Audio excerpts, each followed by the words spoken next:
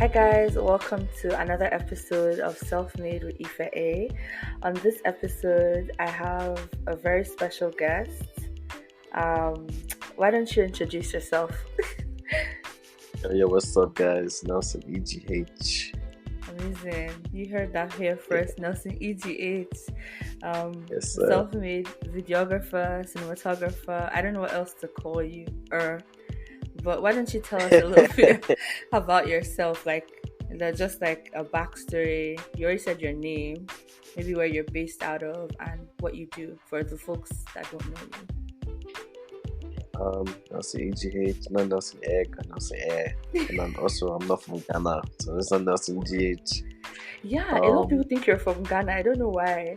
Yeah, a lot of people think because of Nelson, they just keep the E and just say NelsonEgh. But I'm a creative, so anything.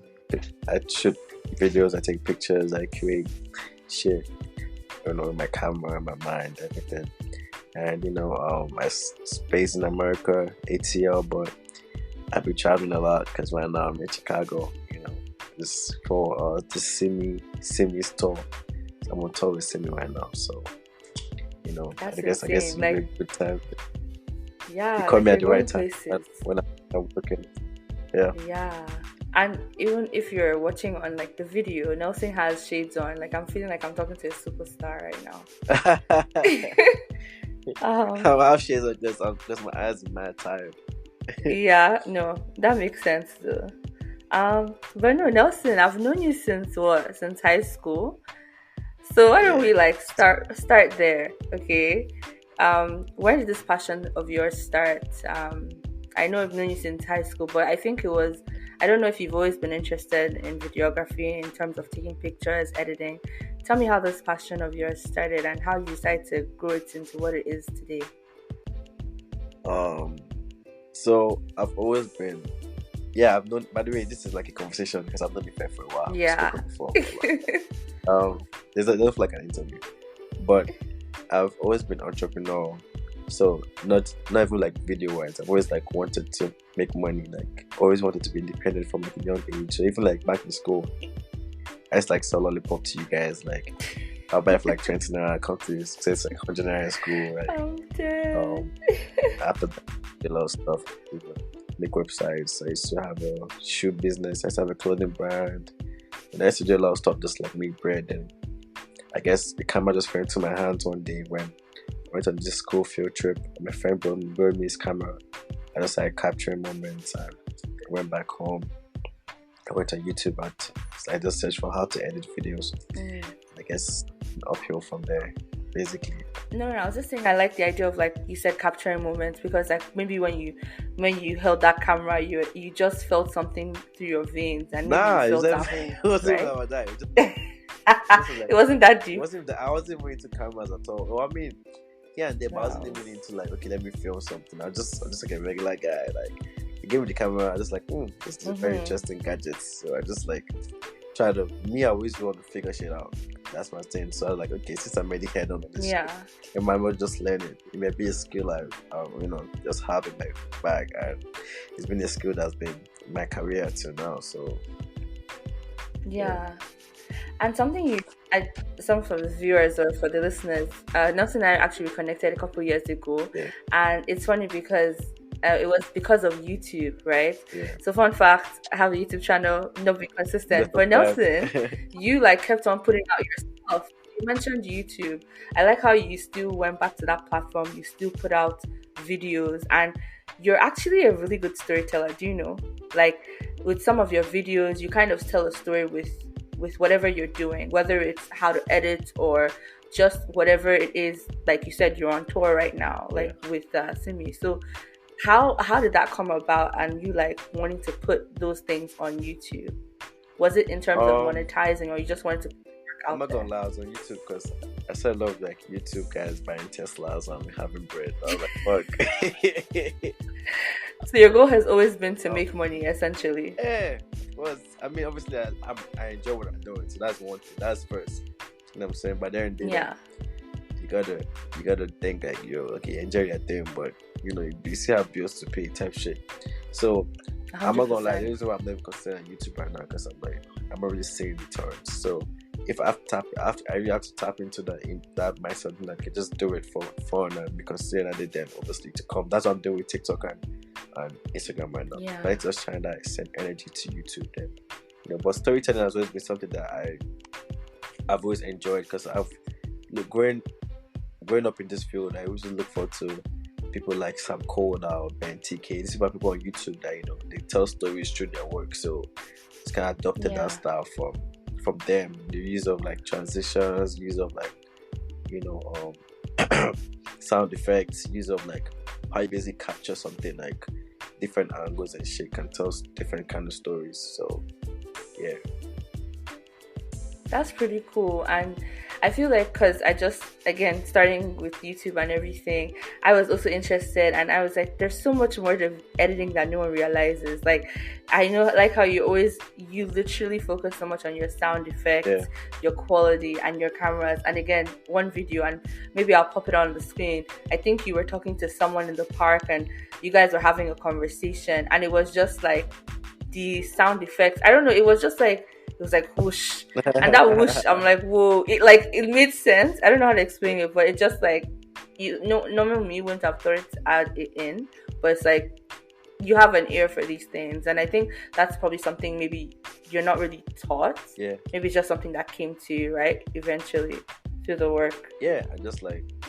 I mean, because me, I'm a YouTube guy, so I'm always on YouTube. Like, if you open my tabs on my laptop right now, literally like YouTube tabs of like how to do different things, or how to learn different effects type shit, and everything has a sound. So if I'm walking, I go on YouTube, I just write man walking sound effect, download that shit, add it to the video. Or if if the wind is blowing and I want to have that ambient sound in the background, wind blowing sound effects, download it and add it to the video. Everything has a sound. So I feel like, and people are visual and also like would like to feel things. I feel like you feel it more. Maybe you say, oh no, so I feel like I was there because I'm giving you the euphoria effect of like, I feel like you're there. You're actually there. Yeah. So like if you're outside, you hear the leaves rustling, like that makes sense. I'm going to touch in a little bit more on, so just again, your backstory. So you're actually originally in Dubai. Yeah. Then, like you said, you're based out in the States. Yeah. What motivated you to make that move? Because I know some creatives, it's really hard to take that leap. And that's something I know we talked about off camera and again, just as friends. Do you want to touch a little bit on that and maybe what drove you to trying to take your career to the States? And again, I think that kind of the risk paid off, right? Yeah. But what motivated you to take that leap? It's kind of like it's kind of gambling, like a mixed reward type shit. Everything I've done, everywhere I've moved to, I've made sure like I excel. You know what I'm saying? So even if like in Dubai, I didn't just stay in one apartment. I used to move around apartments, like just like see different things and shit. I felt like everybody that I was looking forward to, everybody that I was getting inspiration from was in America. You know what I'm saying? Like everybody I was looking up to, all the my mentors online in America. So I felt like if I moved to America, I could be, I could meet them. But moving here is like it's like I'm basically becoming one of them, or kind of now in competition with one of them type shit. So I just moved 2 years ago, so I'm still trying to build my name and my rapport, but part of what I've done in 2 years in America. Everyone says, you move too fast. How do you do it? It's like, bro, grace of God and talent, I guess. I don't know how else to explain it. I love that combination of grace of God and talent, because at the end of the day, sometimes it's where we come from, right? That kind of affects where we're gonna go. Right. And I know you touched a little bit on this before, but you mentioned growing your platform on IG and TikTok. And fun fact, guys, literally one of Nelson's TikTok video went viral. Like when I say viral. And just before we started recording, one of my friends was like, "Oh my gosh, you have an episode with NelsonEgh, like you know him, like you've made it." So talk me through how, like, why TikTok, obviously the craze of TikTok, maybe that's why, but why you decided to diversify your audience, because you mentioned YouTube and staying on that platform, but what made you want to branch out into IG and TikTok and growing your platform on those two, growing your brand on those two platforms? feel like with the way social media is right now, you can. There are a lot of people that don't know I'm NelsonEgh. So a lot of people that don't know that I exist. A lot of people that just say, okay, I just want to be on Instagram, and that's it. Some people say I just want to be on TikTok, that's it. Some people say I just want to be on Facebook, and that's it. You know what I'm saying? So I feel like I said business. You know what I'm saying? I'm not saying that you should be everywhere, but you have to be in important places. You know what I'm saying? You have to make sure your presence is known in important places. And I feel like I was trying to make my presence known in like all these places at the same time. That's why I'm on all this platform at the same time, because like I post my video on TikTok, it might not do well, but I post on Instagram, it will do well. You know what I'm saying? If I post on Instagram, it may not do well, but if I post on TikTok, it will do well. You know what I'm saying? So it was just me kind of balancing out what works in different apps, and it was like even now, like a lot of people still don't know that I exist. You know what I'm saying? So the more I'm just trying to push out there, that's hard to believe, but people to like, this guy is dope. I mean, you know what I'm saying? Then the world to know that this guy is dope type shit. So that's why I use different platforms for my work. And what was that feeling when you found out that I think you know the video I'm talking about, right? With Buluwaji, and I don't know the other guy. That it literally blew. Like everyone was reposting it, everybody was sharing. Like literally, I would go on Instagram, see it, you on my For You page. So many people were commenting, and it blew up on Twitter as well. Yeah. So it was just going places. How did you feel like when it like went viral? I ain't gonna lie, I never really went like viral like that before. Like the most viral like was when Wizkid posted my video on his page or story rather, and that was about it. But that Baba video was like organic, because she was like, we went viral now or no help type shit. So I mean, it was one of those things where I followed my instincts, because at the end of the day, when your mind or your gut does to do something and you listen to it, you never know the outcome. Sometimes I've not done things my mind told me to do, but that moment in time, especially because I was going through a breakup, and I was like, fuck it, I'm just gonna start creating, just like distract myself and shit like that. Aww. So you guys heard it first. Breakup is the recipe to success. I'm joking, but yeah. For a couple of friends, I heard the song on TikTok, like, well, let's just do the song to this, dance the song, like some calm shit. But we posted that before we knew it, that shit went viral, man. We had no idea, like, it was not around like December, so like, our December was definitely lit. December was definitely lit, because everybody was like, it was not like December, so everybody in Nigeria, when in that song plays, I get like people like snapping and saying the song, the song is playing in Nigeria, like, yo, that's on my song. Like, you know what I'm saying? So, that's insane. Yeah. Because it's interesting, because it's like, it's not even like, because again, I don't even know what it takes to go viral on TikTok, but you've had similar videos with that format on TikTok, because I follow you with the lighting at the back, and I don't know, your camera work, everything is just on point. So it's like, that wasn't what made it go viral. It was like you said, it was you guys, like just you guys, this vibe. Everything.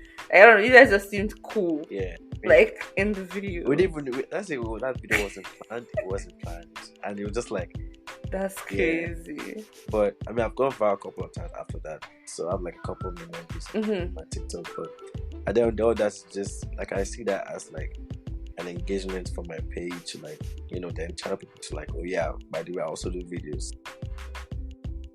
You're listening to Self-Made with Ife A.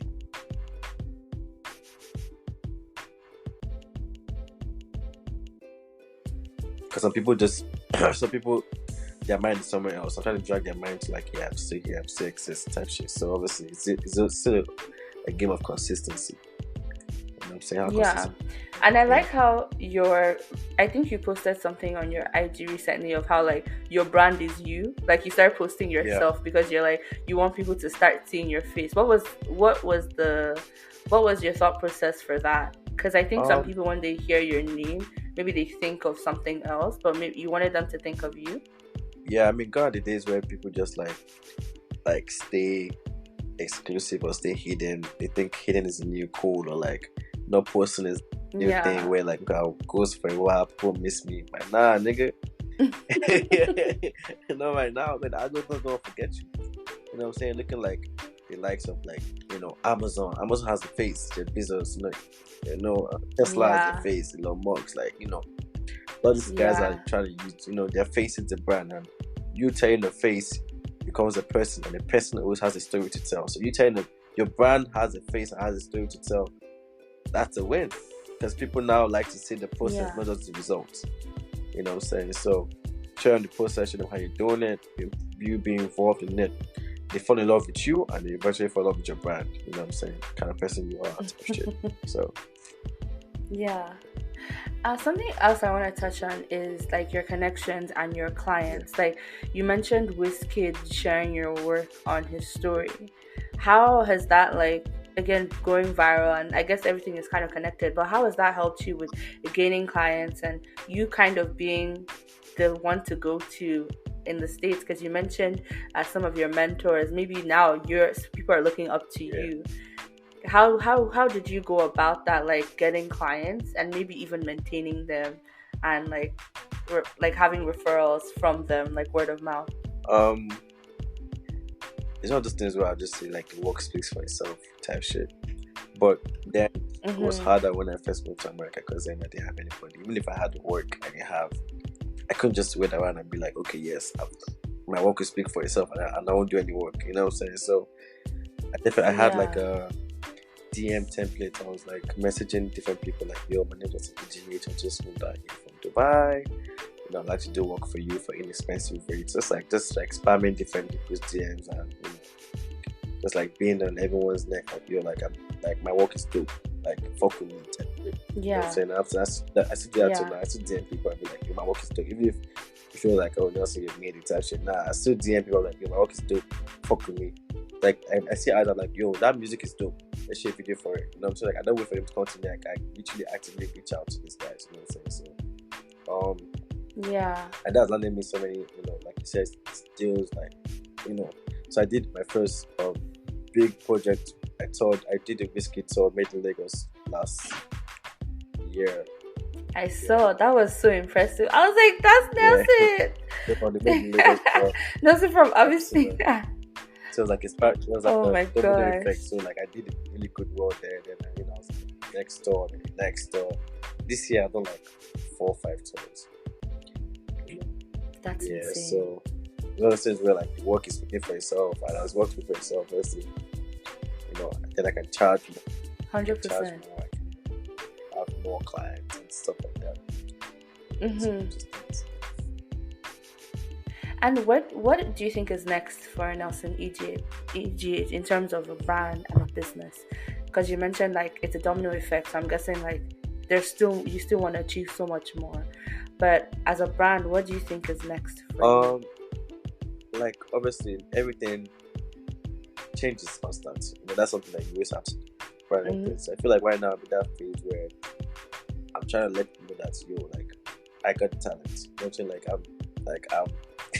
nothing to prove for me. You know what I'm saying? So I'm basically piggybacking off Burna Boy, Davido, whoever I want. Basically piggybacking off them because of that. So any artist you see my name on their page, like, damn, this nigga is fire.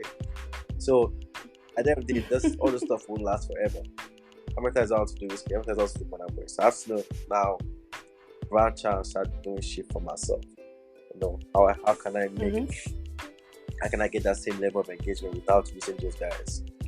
You know what I'm saying? That's what I'm thinking of right now. What can I create where I'm just like, yes, I'm that guy. I don't need Burna Boy to be validated. I don't need Wizkid to be validated. I want them to like reach out to me and be like, Nelson, really for stuff. So right now I'm working towards like really creating my brand for myself. You see, recently I posted a lot of reels now. So because now, Nelson, without Burna Boy, Wizkid, I'm still doing my shit. You know what I'm saying?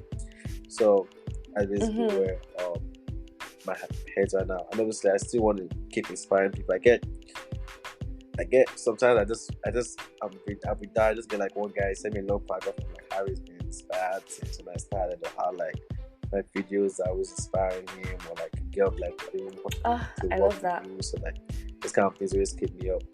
And obviously in the future I would like to like teach people, because like I can't hold everything myself. Knowledge is best enjoyed when it's shared.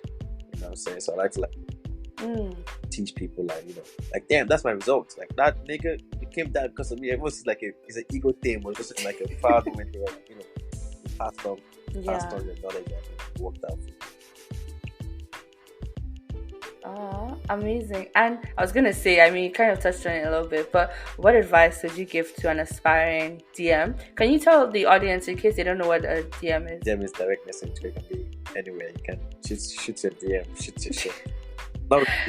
No. I think you said, was it DM? No. What did you say? Was it VM? Oh my gosh, I totally spaced. I almost like said DM. You said something? No. Oh my gosh, I'm like spacing right now. It was like the that abbreviation you say for director. Oh, DP. DP. Oh my gosh. All people call me camera. I meant DP, not DM. That's very degraded. It's like you going to medicine school for a long time and they just start calling you like, I don't know, some random name. I feel like that should be the title of this podcast. NelsonEgh, it's the cameraman. Yeah, that shit. The man behind the camera. I don't understand that shit. Nice. But what advice would you give to an aspiring DP? Like you said, people have messaged you and whatnot, knowing what you know now, like with someone starting out like similar to you, moving or maybe wanting to find their path within the videography world or space or photography world. What advice would you give to them?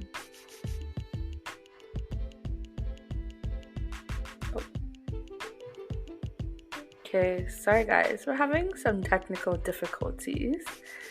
NelsonEgh is currently frozen, so let's see if we can get him back. I'm just texting him. You're listening to Self-Made with Ife A.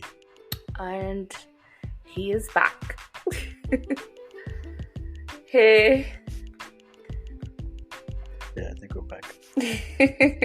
You kind of froze. I don't think we caught anything you said. I was getting phone calls. That's why. Oh, okay. We'll start wrapping up now then. Yeah. What was the question? Advice? Yeah. Mm-hmm. I would say advice. I'll just say something that I wish I did earlier in my career. Okay. Which is just enjoying, like, being humble. I feel like that's something, because it gets to a stage where you feel like you're the shit and you lose out on opportunities because you feel like you're that nigga. You know what I'm saying? Mm-hmm. When you really just blown temporarily, it's not permanent. Because I've lost a lot of opportunities because I just felt like I'm too big for that shit. Mm-hmm. And later on, I saw that opportunity grow in my eyes. I'm like, damn, like I'm part of that shit. Yeah. You know you just add it to your resume. I mean, yeah, I guess you just like, I also know your worth for sure, but kind of pick and choose when to do humble work. Mm-hmm. By humble work, I mean like cheap work, like stuff that will actually take a career to the next level. Like learn to know when to like, take that shit pay, but know that you're still going to sacrifice it because like in the future it's going to help you out. You know what I'm saying? Mm-hmm. So, I think that's so beautiful. Humble and know your worth. That, like, you couldn't have given a better advice for the audience, and I guess for your past self, something you wish you did. One last thing, NelsonEgh, before I let you go, because I know you're a busy man. Based on everything I've heard today, I would say that you're self-made. Do you? I feel like I'm self-made, really fair. Okay, awesome. And yeah, that was it. Thank you so much. I know it was a very short episode, but we really appreciate you coming on this episode to kind of share one or two things about your journey as the man behind the camera, the cameraman. Happy to be here. Yeah, and tell us your socials, where we can find you.